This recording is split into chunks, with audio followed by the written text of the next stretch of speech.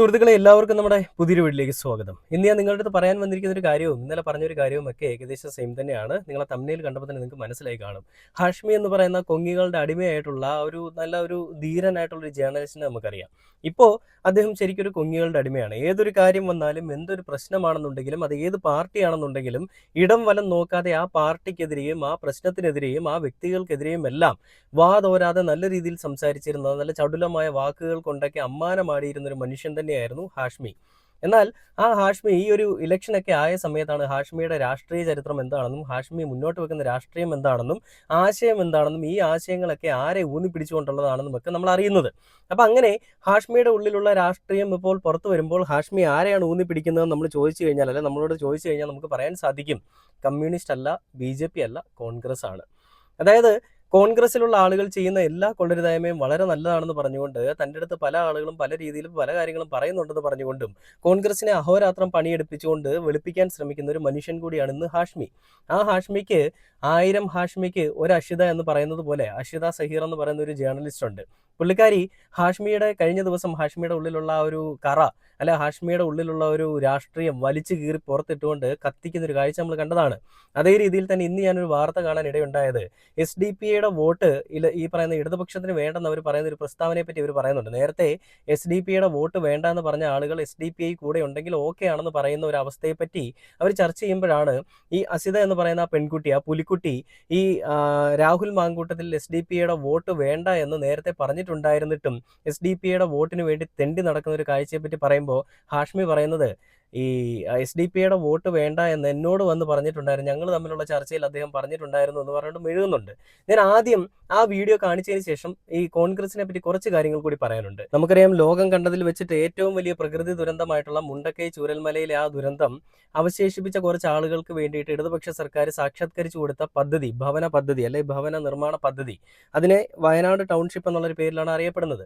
അങ്ങനെ ആ ഒരു വയനാട് ടൗൺഷിപ്പ് ഇവർ പൂർത്തീകരിച്ച് കൊടുത്തതിന് പിന്നാലെ വലിയ രീതിയിലുള്ള ആക്രോശങ്ങളും ആഹ്ലാദങ്ങളും അതേപോലെ തന്നെ മറ്റുള്ള സ്ഥലങ്ങളിൽ നിന്ന് പല രീതിയിലുള്ള പ്രസ്താവനകളും വാദപ്രതിവാദങ്ങളും ഒക്കെ വന്നിരുന്ന നമ്മൾ കണ്ടതാണ്. മമ്മൂട്ടി അവിടേക്ക് വരുന്നു, മമ്മൂട്ടിക്കെതിരെ കളിക്കുന്ന ആളുകളുടെ ഒരു സംഘത്തിന്റെ ഒരു വലിയ വേട്ടയാടലുകളും വിമർശനങ്ങളും ഒക്കെ നമ്മൾ ആ കൂട്ടത്തിൽ കണ്ടതാണ്. അപ്പൊ അതിനെപ്പറ്റി അവിടുത്തെ ആ ഒരു വയനാട് ചൂരൽമലയിലുള്ള ആളുകളുടെ പുനരധിവാസത്തിന് വേണ്ടിയിട്ട് പല ആളുകളും ഫണ്ട് പിരിക്കുന്ന ഒരു കാഴ്ച നമ്മൾ കണ്ടല്ലേ. ആ സമയത്ത് വയനാടിനൊപ്പം എന്ന് പറഞ്ഞുകൊണ്ട് ഒരുപാട് ആളുകളാണ് ഒരുപാട് സ്ഥലങ്ങളിൽ ഒരുപാട് ഒരു ഡെസ്ക് ഇട്ടുകൊണ്ട് പണം പിരിക്കുക, അതേപോലെ അവർക്ക് വേണ്ടിയുള്ള ആവശ്യ സാധനങ്ങൾ, ഭക്ഷണങ്ങളായിക്കോട്ടെ, വസ്ത്രങ്ങളായിക്കോട്ടെ, മരുന്നുകളായിക്കോട്ടെ, ഇങ്ങനെ എല്ലാം ശേഖരിക്കുന്ന കാഴ്ചകളൊക്കെ കണ്ടതാണ്.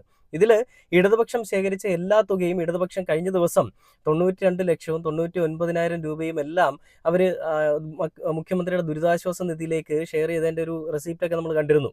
അപ്പോൾ CITU അല്ലെങ്കിൽ ഇടതുപക്ഷം ശേഖരിച്ച എല്ലാ തുകയും ഇതിനോടകം തന്നെ മുഖ്യമന്ത്രിയുടെ ദുരിതാശ്വാസ നിധിയിലേക്ക് പങ്കുവച്ചിട്ടുണ്ട്.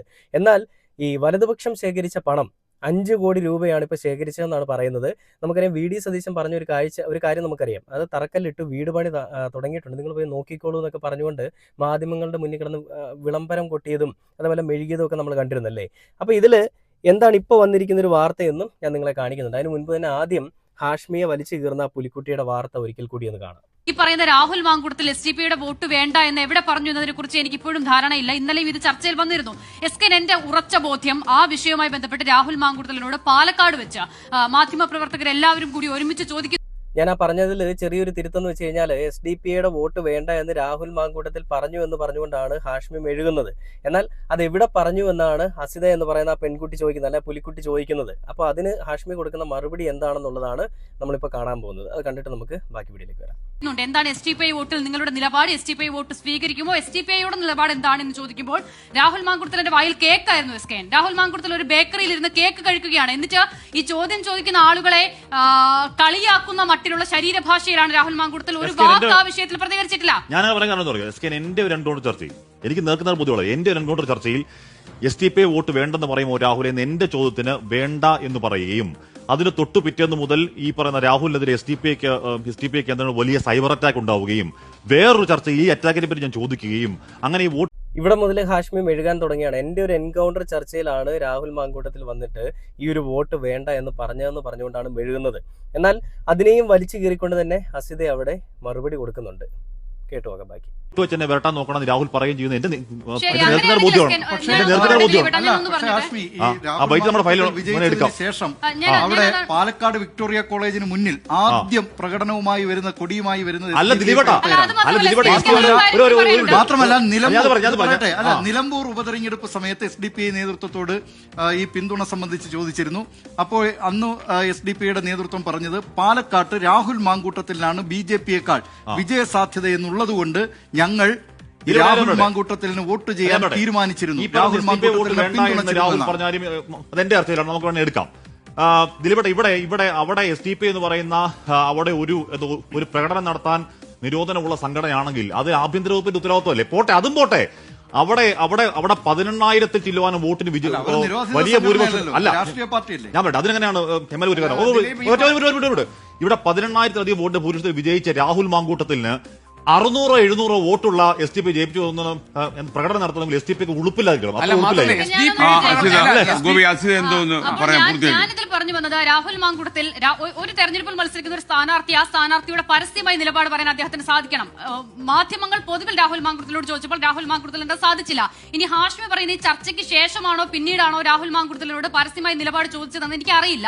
ഇനി ചർച്ചയ്ക്ക് ശേഷമാണെങ്കിൽ നമ്മുടെ ചർച്ചയിൽ ആ നിലപാട് സ്വീകരിച്ച രാഹുൽ മാങ്കൂട്ടത്തിന് പിന്നെ എന്തുകൊണ്ടാണ് മാധ്യമങ്ങൾ പൊതുവിൽ ചോദിക്കുമ്പോൾ അതിന് ഉത്തരം പറയാതെ മാധ്യമങ്ങളെ ചോദിക്കുന്നവരെ കളിയാക്കുന്ന ശരീരഭാഷയോട് കൂടിയിരുന്ന് വായിൽ കേക്കും തിരികെ മിണ്ടാതിരിക്കേണ്ടി വന്നത് രാഹുൽ മാങ്കൂട്ടത്തിൽ സാധിച്ചില്ല.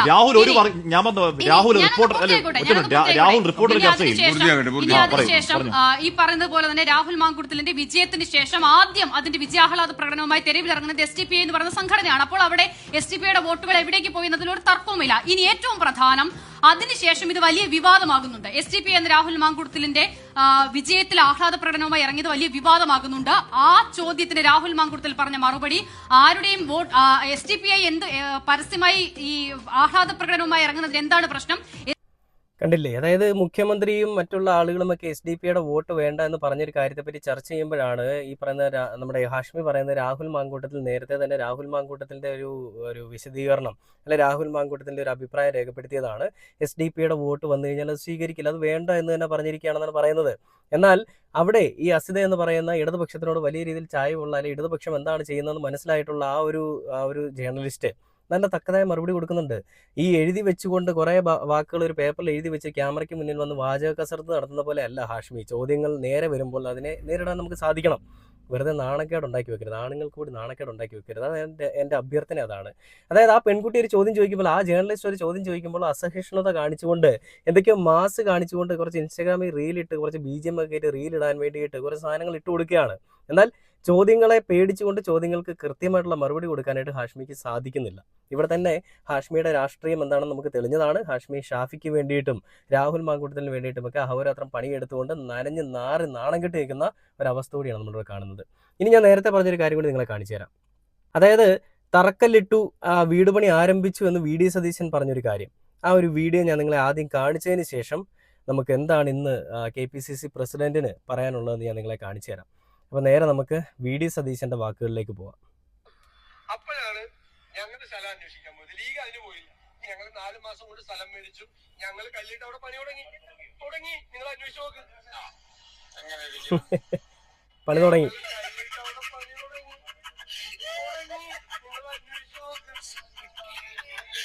അന്വേഷിച്ച് പോയവരെന്താ അവിടെ കണ്ടത്?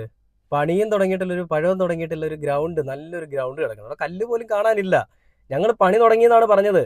ഈ സംഭവം ഉണ്ടായതിനു ശേഷം അവർക്ക് കയറി കിടക്കാൻ വേണ്ടിയിട്ട് ഒരു വീട് വെച്ച് നൽകാനായിട്ട് ഇടതുപക്ഷ സർക്കാർ മുന്നിലേക്ക് വന്നപ്പോൾ എന്തൊക്കെയാണ് പറഞ്ഞത്? മുഖ്യമന്ത്രി ദുരിതാശ്വാസ നിധിയിൽ വരുന്ന ഫണ്ട് എടുത്ത് പുട്ടടിക്കുന്നു, മുഖ്യമന്ത്രിയുടെ ദുരിതാശ്വാസ നിധിയിലേക്ക് ഫണ്ട് കൊടുക്കരുത്. ഇന്ന് ഇവന്മാരുടെ കയ്യിലായിരുന്നു അന്ന് ഈ ഫണ്ട് കൊടുത്തതെങ്കിൽ ഇന്നത്തെ അവസ്ഥ എന്തായിരിക്കും? ഞാൻ ഇപ്പോൾ നിങ്ങളെ കാണിച്ചു തരാം, വാർത്ത നിങ്ങളെ കാണിച്ചു തരാം.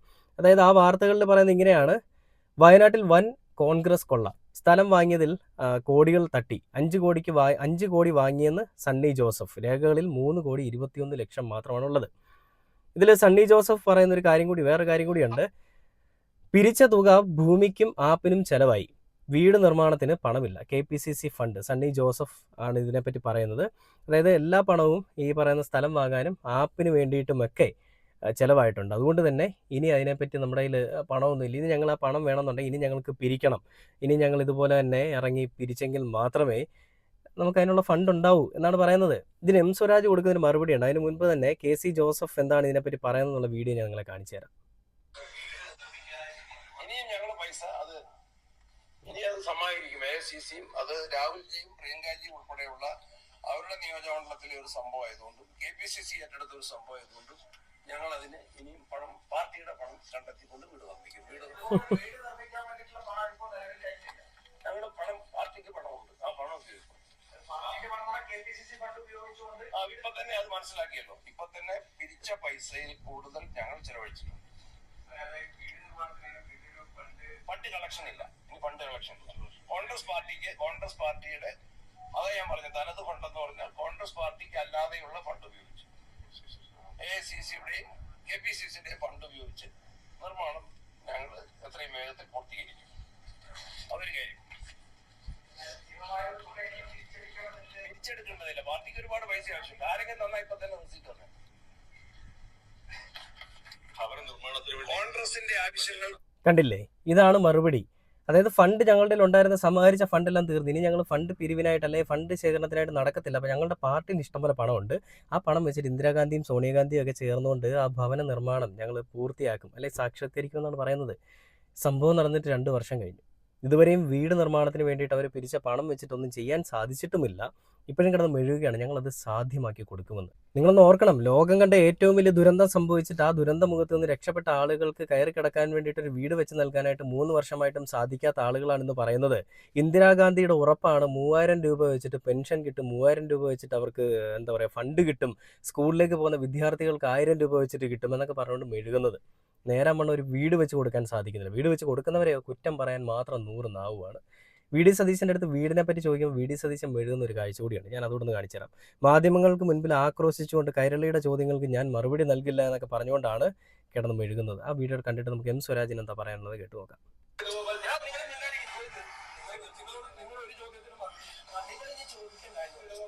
പിണങ്ങി അത് ചോദിക്കണ്ട, മിണ്ടില്ല.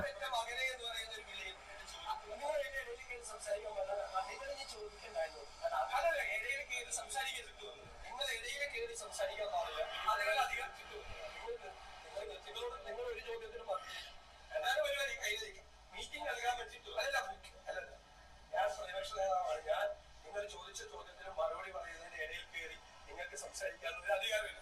ഞാൻ ചൂടാക്കിയിട്ട് എന്നെ പ്രകോപിക്കാൻ വേണ്ട നിങ്ങളെ കൂടാതെ നടക്കൂല. ഇതാണ് ജയിക്കുന്നതിന് മുൻപേ ഉള്ള ആറ്റിറ്റ്യൂഡ്. ജയിച്ചു കഴിഞ്ഞാലോ, ഞാൻ പ്രതിപക്ഷ നേതാവാണ്, നിങ്ങൾക്ക് എൻ്റെ ചോദ്യം ചോദിക്കാനുള്ള അവകാശമില്ല. ജയിച്ചു കഴിഞ്ഞതിൻ്റെ അപ്പുറം നമ്മൾ കാണേണ്ടി വരും. എന്താണോ ഉന്നത കുലജാതനും സംഘവും കാണിക്കുന്നത് അതിൻ്റെ അപ്പുറം നമ്മൾ ജയിച്ചു കഴിഞ്ഞാൽ കാണേണ്ടി വരും, ഇവന്മാർ ജയിച്ചു കഴിഞ്ഞാൽ. അപ്പോൾ എം സ്വരാജ് ഈ വയനാട്ടിലെ കോൺഗ്രസിൻ്റെ വീടിന് എന്ത് സംഭവിച്ചു എന്നുള്ള ചോദ്യത്തിൻ്റെ മറുപടിയുമായിട്ട് രംഗത്തേക്ക് വന്നിട്ടുണ്ട്. ആ വീഡിയോ കൂടി നമുക്കൊന്ന് കണ്ടു നോക്കിയിട്ട് ബാക്കി വീഡിയോയിലേക്ക് വരാം. ഇനിയും ഞങ്ങളുടെ പൈസ സമാഹരിക്കും. ഈ കണക്ക് ലോകൈക കള്ളക്കണക്കാണെന്നുള്ളതിന്റെ ഏറ്റവും വലിയ തെളിവെന്താ? ഞാൻ കേരളത്തിലെ ജനങ്ങളോട്, മലയാളികളോട് പറയുന്നു, ആകെ ഇതുവരെ ലഭിച്ചത് 5,38,21,632 രൂപയാണ്. അക്കൗണ്ട് വഴി കിട്ടിയതാണ് 5,38. അതിന്റെ കൂടെയാണ് യൂത്ത് കോൺഗ്രസ് 1,05,00,000 ഡോക്യുമെന്റ് ചെയ്യാൻ പൂർത്തീകരിച്ചു വരികയാണ്. നിലവില് ഈ കൊടുത്ത സംഖ്യ കിട്ടിയത് കഴിച്ച് ഇതിനായിട്ട് കോൺഗ്രസ് പാർട്ടിയും യൂത്ത് കോൺഗ്രസും പിരിച്ചത് തികയാതെ വന്നപ്പോൾ KPCCയുടെ തനത് ഫണ്ടിൽ നിന്ന് 97,51,212 രൂപ അധികമായിട്ട് ചെലവ് ചെയ്തിട്ടുണ്ട്. ഇനിയും ഞങ്ങളുടെ പൈസ അത് സമാഹരിക്കും. AICCയും അത് രാഹുൽജിയും പ്രിയങ്കാജിയും ഉൾപ്പെടെയുള്ള അവരുടെ നിയോജകമണ്ഡലത്തിലെ ഒരു സംഭവമായതുകൊണ്ടും KPCC ഏറ്റെടുത്ത ഒരു സംഭവമായതുകൊണ്ടും ഞങ്ങൾ അതിന് ഇനിയും പണം, പാർട്ടിയുടെ പണം കണ്ടെത്തിക്കൊണ്ട് വിടുന്നു. ഈ കണക്ക് ലോകൈക കള്ളക്കണക്കാണെന്നുള്ളതിന്റെ ഏറ്റവും വലിയ തെളിവെന്താ? 1, സ്ഥലം വാങ്ങാൻ 5 കോടി ചെലവായി. ആര് പറഞ്ഞതാ? ഞാൻ പറഞ്ഞാണോ? ആര് പറഞ്ഞതാ? ഉടനെ രജിസ്ട്രേഷൻ രേഖകൾ പുറത്തു വരുന്നു. 5 കോടി ചെലവായിട്ടില്ല, 3 ചില്ലുവാനം കോടിയേ ചെലവായിട്ടുള്ളൂ. ഇപ്പൊ ഈ കണക്കിൽ ആ തിരുത്തൽ വരുത്തിയിട്ടാണല്ലോ കണക്ക്. അവിടെ തറക്കല്ലിട്ട് 10 ദിവസം കൊണ്ട് പണി തുടങ്ങും. ഈ കണക്ക് പ്രകാരമാണെങ്കിൽ വീട് വെക്കാനുള്ള കാശ് എവിടെ? ഈ കണക്ക് നിങ്ങൾ മനസ്സിലാക്കിക്കൊള്ളണം. കോൺഗ്രസ് എന്ന് പറഞ്ഞാൽ അങ്ങേയറ്റത്തെ ക്രിമിനൽ ബുദ്ധി കൂടി ഉള്ള ഒരു സംഘടനയാണ്. ഈ കണക്ക് അവതരിപ്പിച്ചത് വീട് വെക്കാൻ വേണ്ടി എന്ന പേരിൽ ഇനിയൊരു പിരിവ് കൂടി നടത്താനാണ്. കേരളത്തെ 2ാം വട്ടം കൊള്ളയടിക്കാൻ ഒറ്റ ദുരന്തത്തിന്റെ പേരിൽ ഇരട്ടക്കൊള്ള, പ്രളയത്തിന്റെ പേരിൽ ഒറ്റക്കൊള്ളയാണ് നടന്നത്. വയനാട് ദുരന്തത്തിന്റെ പേരിൽ ഇരട്ടക്കൊള്ള, അതാണ് വരാൻ പോകുന്നത്. വയനാട്ടിലെ ദുരന്ത ബാധിതരുടെ പേരിൽ പണം പിരിച്ച് അത് മോഷ്ടിച്ച് രണ്ടാം വട്ടം പിരിക്കാൻ ഈ വിമർശനത്തെ അവർ അവസരമാക്കി. ഈ നിമിഷം വരെ ഇവർ പറഞ്ഞ എന്താണ്? ഫണ്ട് ജോയിന്റ് അക്കൗണ്ടിൽ സുരക്ഷിതമാണ്, വീട് പണി 10 ദിവസത്തിനുള്ളിൽ തുടങ്ങും എന്ന് പറഞ്ഞു തറക്കല്ലിടുന്നതിന് മുമ്പ്. അപ്പോ ആ ഫണ്ട് എവിടെ? ജോയിന്റ് അക്കൗണ്ടിൽ അന്നുണ്ട് എന്ന് പറഞ്ഞ ഫണ്ട് എവിടെ? ഏത് ഫണ്ട് എടുത്തിട്ടാണ് 10 ദിവസം കൊണ്ട് പണി തുടങ്ങും എന്ന് പറഞ്ഞത്? ഇത് ജനങ്ങളുടെ മുൻപാകെ സ്വയം അനാവരണം ചെയ്യപ്പെട്ടിരിക്കുന്നു. രണ്ടാം കൊള്ളയ്ക്ക് തുടക്കമിടുമെന്ന പ്രഖ്യാപനവും വന്നിരിക്കുന്നു. കൊള്ളക്കാരെ ഓർത്ത് കേരളം കണ്ടില്ലേ, കൊള്ളക്കാരുടെ ഒരു കൂട്ടം എന്ന് പറഞ്ഞുകൊണ്ടാണ് എം സ്വരാജ് സംസാരിക്കുന്നത്.